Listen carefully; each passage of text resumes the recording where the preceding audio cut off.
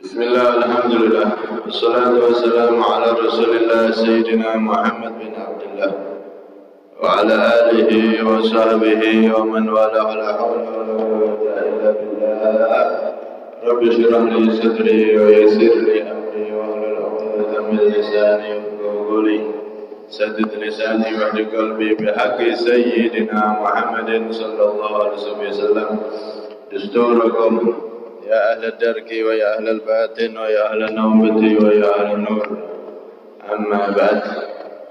Jamaah Masjid Nurul Qamar yang dirahmati oleh Allah Subhanahu wa taala, alhamdulillah. Kita semua ditakdir kembali oleh Allah Subhanahu wa taala untuk bersama-sama beriktikaf dan berkumpul mempelajari ilmunya Nabi sallallahu alaihi wasallam. Lebih-lebih kita berada di masjid yang mana sebagaimana yang pernah kita sampaikan, Nabi sallallahu alaihi wasallam pernah bersabda, "Man ghada ila masjid la yuridu bihi illa yata'allama khairan wa ya'lamuhu kana lahu ka ajri hajjatin tamman hajjuhu." Barang siapa yang pergi ke masjid tidak ada tujuan kecuali ingin belajar atau mengajar kebaikan alias hadir di majelis ilmu, maka bagi dia, kata Rasulullah SAW, mendapatkan pahala haji dan umrah, pahala haji yang sempurna. Alhamdulillahirabbil alamin. Semoga kumpulnya kita ini diterima oleh Allah, majelis kita diterima oleh Allah, sehingga kita benar-benar menjadi orang yang kelak sebagaimana berkumpul di majelis ilmunya Nabi Muhammad, kita kelak bisa berkumpul bersama orang yang mempunyai ilmu yang asli, yaitu Rasulullah SAW di surganya Allah. Amin, Allahumma amin. Hadirin yang dirahmati oleh Allah Subhanahu wa taala, kita sampai pada hadis yang ke-27. Qala al-musannif radhiyallahu anhu wa nafa'ana bihi fid dharain amin. Anin Nawas bin Sim'an, dari sahabat Nawas bin Sim'an. Bisa dibaca Sam'an, bisa juga dibaca Sim'an. Radhiyallahu anhu, semoga Allah meridhai beliau. Sebetulnya Nawas, sahabat Nawas dan juga Sim'an, ayahnya ini dua-duanya adalah sama-sama menjadi sahabatnya Nabi SAW. Karena itu yang pas seharusnya radhiyallahu anhuma, semoga Allah meridhoi keduanya. Nawas punya ayah Sim'an. Nawas ini seorang sahabat, ayahnya yang bernama Sim'an juga menjadi sahabatnya baginda Nabi SAW. Jadi hadis yang ke-27 ini diriwayatkan oleh sahabat Nawas bin Sim'an. Anin Nabi SAW, dari Nabi SAW. Seperti biasa, sebelum kita masuk ke hadis, kita akan mengetahui sedikit biografi atau cerita dari sahabat yang meriwayatkan hadis. Kebetulan sahabat Nawas bin Sim'an ini termasuk salah satu sahabat yang belum pernah dibahas di pertemuan-pertemuan yang dulu. Siapa beliau? Beliau dan ayahnya, dua-duanya tadi telah disebutkan adalah sama-sama menjadi sahabat Rasulullah SAW. Aslinya beliau adalah dari negeri Syam, daerah Palestina, Suriah sana. Aslinya dari Syam, kemudian datang ke Madinah, dan beliau, istilah sekarang itu, ngikuti kanjeng Nabi Muhammad SAW. beliau termasuk dalam rombongan atau kelompok sahabat yang disebut Ashabus Suffah. Sahabat Ashabus Suffah. Mereka dulu adalah para sahabat muhajirin yang mana mereka tidak punya harta. Mereka ketika sudah hijrah di Madinah tidak punya rumah, tidak punya saudara. Jadi di Madinah tidak punya apa-apa dan tidak punya keluarga siapa-siapa. Itu Ashabus Suffah saat Nabi hijrah ke Madinah berjumlah kurang lebih 400 orang. Akan tetapi seiring berjalannya waktu, akhirnya ada sahabat yang saling mengangkat saudara. Ada yang punya rumah 2 dikasihkan 1 orang, ada yang bisa nanggung 2 orang, ada yang nanggung 10 orang. Akhirnya sampai pada tahap-tahap akhir itu Ashabus Suffah sekitar 80 atau 70 orang yang masih tersisa. Dan memang mereka tidak mau, pengennya tetap di Masjid Nabawi, istilah sekarang mondok pesantren di masjidnya Nabi Muhammad SAW. Ashabus Suffah, sahabat-sahabat yang mondok di masjidnya Nabi Muhammad SAW. Mereka orang-orang fakir. Mereka setiap peperangan pasti nggak pernah absen. Setiap Rasulullah mengumandangkan untuk berjihad pasti tidak pernah absen, ikut terus. Cuman kehidupan mereka memang seadanya. Kalau Rasulullah makan, ya mereka makan. Tapi kalau Rasulullah di hari tersebut misalkan tidak ada makanan, ya mereka tidak makan. Kan Rasulullah itu tiap harinya sering 1 hari 2 hari tidak makan sampai perut beliau diganjal dengan batu. Cuman nggak ada sahabat yang tahu. Rasulullah itu hidupnya sederhana. Kadang sehari tidak makan, cuman air. Tapi sahabat-sahabat yang kaya raya nggak tahu kalau Rasulullah kekurangan seperti itu, tidak tahu karena Rasulullah nggak menampakkan. Kalau beliau kekurangan itu tidak menampakkan. Pernah suatu ketika Siti Fatimah putri kesayangan Rasulullah membuat roti. Kemudian setelah buat roti makan, teringat sama ayahnya yaitu Rasulullah SAW, dibawa sama beliau ke Rasulullah. Ma hadza ya Fatimah, apa ini wahai Fatimah? Khobaztuha ya Rasulullah. Wahai Rasulullah, ini adalah roti yang aku buat sendiri wahai Rasulullah SAW. Aku ketika mau makan roti ini, aku teringat engkau wahai Nabi. Engkau pasti belum makan wahai ayahku. Maka apa jawab Rasulullah? Ya Fatimah, innahu la awwalu tu'amin yadkhulu batna abiki mundu thalath. Kamakulan Nabi SAW. Wahai Fatimah, sesungguhnya ketahuilah roti yang kamu beli ini adalah makanan pertama yang akan masuk ke perut ayahmu semenjak 3 hari. Masya Allah, 3 hari Rasulullah tidak makan. Hebatnya sahabat-sahabat tidak ada yang tahu. Itu hebatnya Rasulullah SAW. Hidup kekurangan alias sangat sederhana. Dan memang Nabi pengen milih hidup seperti itu. Ketika ditawari, wahai Rasulullah, gunung ini jadi emas. Wahai Nabi, diperintah oleh Allah jadikan emas agar engkau bisa berjuang ngambil emas dari gunung tersebut. Tidak. Lebih baik aku jadi hamba yang kalau punya rezeki yang lebih bisa bersyukur, kalau kurang bisa sabar. Sebetulnya Rasulullah kalau ingin kaya raya gampang, gunung bisa jadi emas. Masjid bisa dibangun megah kalau beliau mau, lebih megah dari piramidnya Fir'aun yang ada di Mesir. Tapi Rasulullah memang pengen hidup sederhana. Sampai seperti itu. Nah, kalau Rasulullah tidak makan, Ashabus Suffah, sahabat-sahabat yang mondok di Masjid Nabawi itu juga nggak makan. Sampai mereka cuma minum air.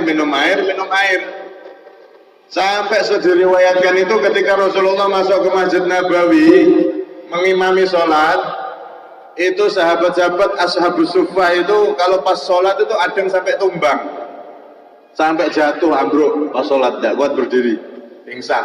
Kenapa? Min syiddatil ju', karena saking laparnya. Saking laparnya. Sampai-sampai orang-orang Arabi niku orang-orang yang pelosok gitu, orang pegunungan, pelosok-pelosok, orang Arab yang daerah pelosok. Itu kalau datang ke Madinah, ke Masjid Nabawi, ke sholat, lihat ashabus suffah, dikira orang-orang gila. Ya, orang-orang kok banyak itu, kumpulan seorang siapa? Dikira orang-orang gila. Karena ashabus suffah itu tampilan pakaiannya seadanya, bahkan di antara mereka itu ada yang nggak sampai menutupi seluruh tubuhnya, ada yang terbuka karena tidak punya pakaian. Ya dununa annahum majanin, sampai-sampai ada yang menyangka orang-orang Arab itu bahwasanya ashabus suffah itu adalah orang-orang gila.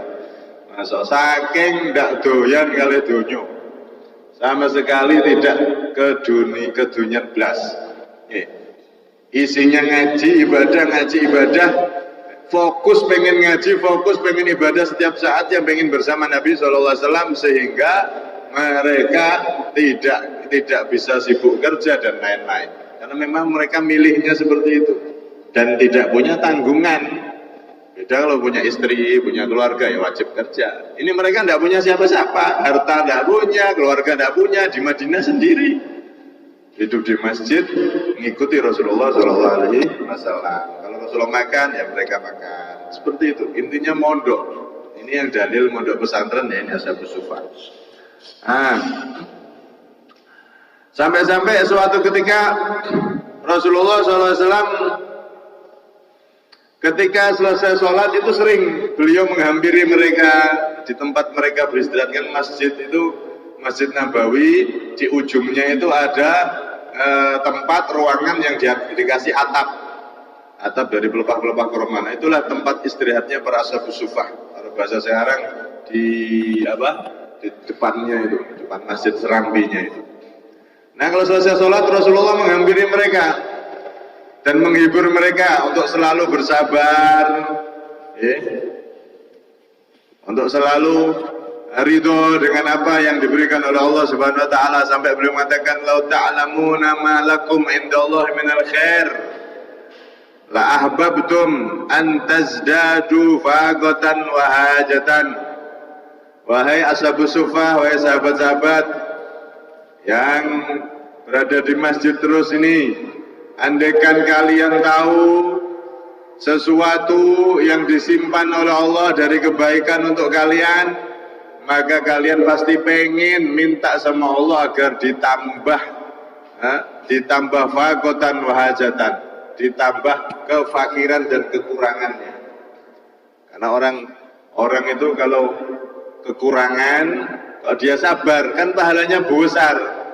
Dia hidup kekurangan tapi sabar, tetap taat, tidak sampai jadi pencuri, tidak sampai ngambil hak orang dan seterusnya. Dia sabar, itu pahalanya sangat besar.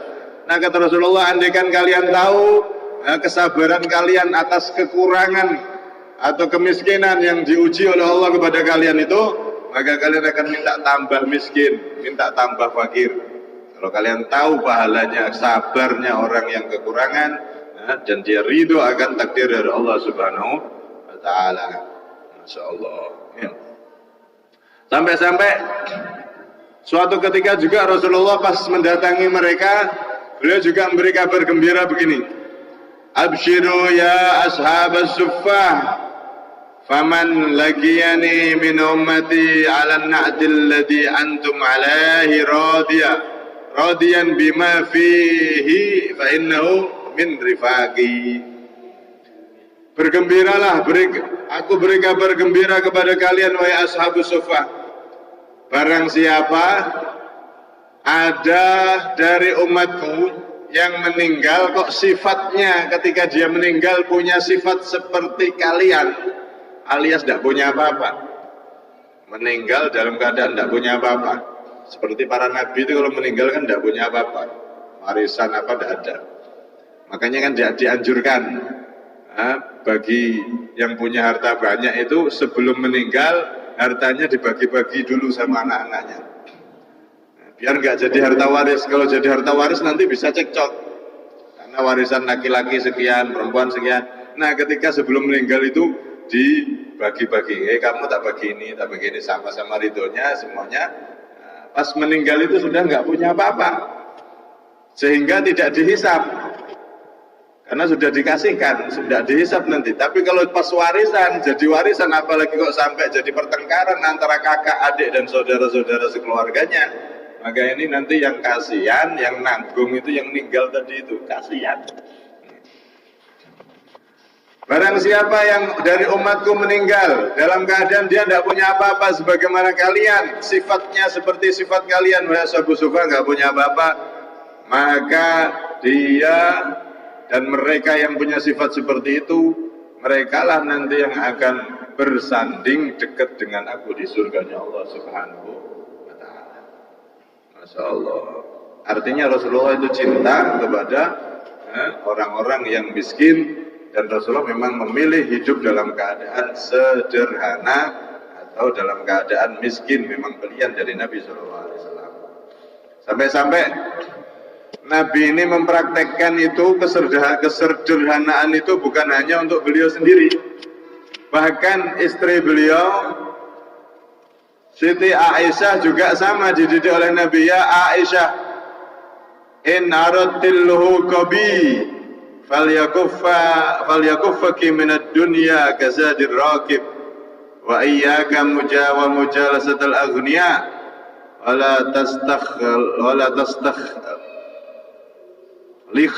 wala tastakhliki thawban hatta turqi. Wahai Aisyah, in aradti, jika kau menghendaki al-huqabi, bertemu sama aku di surga, dekat sama aku di surga, falyakuffaki minad dunya kazadir raqib, maka hendaknya engkau menghindar dari dunia alias seperlunya saja, seperti orang yang bepergian. Kalau kita naik kendaraan atau zaman dulu naik tunggangan kuda atau apa, yang dibawa secukupnya, tidak mungkin bawa lemari naik kuda. Bawa secukupnya, pakaian dan bekal secukupnya. Begitu juga hendaknya kau di dunia ini seperti itu, wahai Aisyah. Dan hati-hati, jangan engkau sering duduk bersama orang-orang yang kaya raya. Bersama orang-orang yang kaya raya, sehingga nanti akan mempengaruhi hatimu dan engkau nanti kurang bersyukur sama Allah SWT. Artinya kalau kita itu Pak, masalah dunia, kok lihat orang yang di atas kita, apalagi orang kaya, itu nanti kita malah tidak bisa syukur. Ya Allah, kayak enak ya jadi hidupnya orang itu, akhirnya tidak syukur. Padahal kalau kita mau melihat ke bawah, itu banyak orang yang lebih menderita, bahkan mungkin lebih parah daripada kita. Karena itu Nabi ngajari, kalau urusan dunia jangan lihat ke atas, nanti nggak syukur jadinya, merasa kurang-kurang terus. Tapi lihat ke bawah. Berapa banyak orang yang masih di bawah kita, yang masih dalam keadaan jauh lebih parah, jauh lebih sederhana, bahkan jauh lebih kekurangan. Ada itu orang yang nggak punya rumah, ada itu orang yang nggak punya apa-apa, ada itu orang yang tidur di bawah jembatan sendiri dan seterusnya. Sehingga kita akan bersyukur, mensyukuri apa yang telah diberikan oleh Allah Subhanahu wa ta'ala. Wahai Aisyah, jangan lihat ke atas, lihat ke bawah kalau urusan dunia. Maksudnya seperti itu. Kemudian, dan jangan, ini lihat ini, dan jangan engkau mengganti pakaian hatta turqi, sampai engkau menjahitnya. Diwasiati Nabi sampai seperti itu. Hidup sederhana, jangan ganti baju sampai engkau ada jahitan di baju tersebut. Nah, kita kan tidak sampai seperti itu. Ini Rasulullah didik keluarganya dan para sahabat Ashabus Suffah yang berada di ring pertama dekat Nabi SAW. Ring terdekat Nabi, para keluarga beliau dan Ashabus Suffah itu orang-orang paling dekat sama Rasulullah SAW.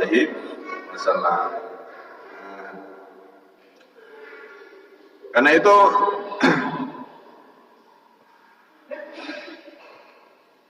di dalam hadis yang lain, ketika Rasulullah SAW juga saat itu membaca firman Allah, alhaakumut takatsur hatta zurtumul maqabir. Alhaakumut takatsur, telah membuat lalai kepada kalian at-takatsur, saling banyak-banyakan untuk ngumpulin dunia. Hatta zurtumul maqabir, hingga kalian sampai kepada kubur alias meninggal. Banyak manusia yang seperti itu. Maka di situ Rasulullah mengomentari ayat tersebut sambil bersabda, yaqulu ibnu adam mali mali wa hal laka min malika illa ma akalta fa afnait aw labista fa ablait aw tasaddaqta fa abgait. Manusia itu kebanyakan ngomong ini hartaku, padahal hartanya dia itu cuman yang dia pakai, pakaian yang dia pakai kemudian kusang, kemudian makanan yang dia makan kemudian jadi kotoran, dan hartanya dia yang paling bagus adalah apa? Sodakoh yang dia sodakohkan jadi kekal. Bagian kita dari dunia kan cuma itu, pakaian, makanan, itu akan hilang semua. Sodakoh itu harta kita yang asli malah kekal sampai di akhirat. Nah, karena itu ashabus suffah ini adalah orang-orang yang memang mereka hidupnya sederhana karena memang fokus belajar dengan Nabi Shallallahu Alaihi Wasallam dan tidak punya tanggungan kewajiban apa-apa karena memang hidup sebatang kara atau hidup sendiri. Nah, dari sini timbul pertanyaan, Pak, loh, apakah umat Islam itu tidak boleh punya harta yang banyak? Maka Imam Ghazali itu pernah di kitab Ihya kalau tidak salah itu menyebutkan ada satu orang dari ashabus suffah, sahabat Nabi yang tadi itu yang mondok di Masjid Nabawi itu, saat itu meninggal. Namanya meninggal kan jelas tidak punya warisan, tidak punya apa-apa, pakaian cuma yang dipakai itu. Ashabus suffah sudah terkenal seperti itu. Nah, ketika mau dimandikan, sarungnya dibuka, ternyata yang meninggal ini ada 2 dinar di sarungnya itu. Sarungnya dibuka mau dimandikan, ada 2 dinar jatuh. Maka Rasul mengatakan, kaitani, loh ada 2 ini, loh ada 2 ini. Maka kata para ulama, Nabi sampai ngomong seperti itu, loh kok ada 2 ini, ada 2 dinar ini. Padahal ketika Rasulullah nyolati kaum muslimin yang lain selain ashabus suffah, itu mereka ketika meninggalkan harta banyak, ada yang kaya dan seterusnya, tapi Nabi nggak pernah ngomong, loh kok begini, enggak. Tapi ketika ashabus suffah, salah satu dari ashabus suffah kok pas meninggalin tadi, Rasulullah mengatakan, loh kok ada ini 2 ini. Maka kata ulama mengatakan di situ, nah di sini ada pelajaran dari Nabi. Orang itu kalau berpenampilan sederhana, kehidupannya sederhana, dia menjauh dari dunia, itu harus secara zahir dan batin. Kalau pengen diterima pahalanya besar dari Allah. Jangan sampai berpenampilan orang sederhana, kelihatannya nggak doyan dunia, tapi ternyata di hatinya cinta sama dunia. Nah ini tidak ada nilainya nanti. Tidak ada nilainya. Kemudian yang kedua, orang itu boleh berpenampilan bahkan seperti orang kaya, penampilannya istimewa sudah, penampilannya di atas rata-rata sudah, tapi hatinya nggak ada cinta sama dunia. Maka ini jauh lebih baik daripada penampilannya sederhana tapi ternyata hatinya cinta sama dunia. Lebih baik penampilannya bagus, bajunya bagus, semuanya serba bagus, tapi hatinya nggak ada cinta sama dunia. Alias apa? Duniawinya yang dia raih, kekayaannya itu sama sekali tidak ganggu ibadah. Sholatnya tetap lancar, jamaahnya lancar, Ramadannya lancar, zakatnya lancar, sedekahnya lancar, sama sekali tidak terganggu sama dunianya. Maka ini jauh lebih baik. Karena itu saya dulu ketika mondok itu ada, ketika saya di pondok pertama itu guru kita orang ngajari sederhana, Pak. Tidur sederhana, semuanya sederhana, makan sederhana. Kadang tempe 1 potong dimakan 5 orang bareng. Cuman digodok tok, direbus, tempe direbus, dikasih sayur bening, udah 1 dimakan bareng. Hidup sederhana, tidur nggak boleh pakai kasur, seadanya sudah pakai sarung, dilatih sederhana. Kemudian ketika kita pindah ke pondok, ketika selesai di situ kita pindah ke pondok yang lain, beda, metodenya beda. Pondok yang kedua ini justru sebaliknya, suruh makan enak, makannya kalau memang kan jajannya makannya itu di kantin pondok, kalau bisa makan yang enak-enak. Tidurnya dianjurkan pakai kasur, dianjurkan beli bantal guling juga boleh. Sebaliknya, ketika kita selidiki kok bisa begini, oh ternyata beliau itu niru seperti Sayyidina Ali. Sayyidina Ali itu pernah menganjurkan, lebih baik kamu penampilannya bagus, kayak orang cinta dunia, tapi nggak cinta dunia sama sekali di hatimu, alias ketika kamu makan yang enak, kalau memang ada rezeki, makan yang enak, supaya pas baca Alhamdulillah, itu bukan hanya di mulut aja, tapi tembus sampai hati, Alhamdulillah. Daripada gaya sederhana, makan sederhana, Alhamdulillah cuma di mulut aja, nggak sampai tembus di hati. Artinya di sini, kalau memang kita ditakdir oleh Allah, misalkan jadi orang yang sederhana alias belum punya, ya yang ridho. Hatinya jangan sampai menyimpan kecintaan terhadap dunia yang berlebihan sehingga kadang-kadang bisa mengganggu ibadahnya. Pas ada kerjaan yang diburu sampai ibadahnya hilang. Nah ini berarti sederhana tapi ternyata buru dunia. Pas kalau dikasih rezeki yang longgar oleh Allah, maka itu tadi ukurannya itu bukan penampilan maksudnya. Penampilan itu boleh sederhana, boleh juga menikmati mensyukuri apa yang diberi oleh Allah.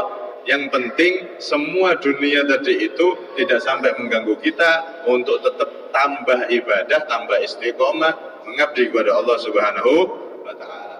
Nah ini Rasulullah pas ada Ashabus Suffah meninggal, Rasulullah kaget, loh kok ada 2 dinar disimpan di sarungnya.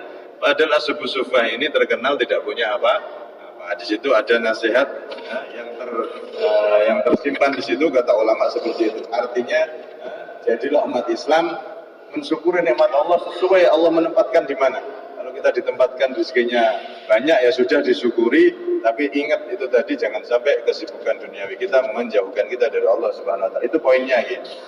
Kemudian sahabat Nawas bin Sim'an ini termasuk salah satu dari Ashabus Suffah tadi itu.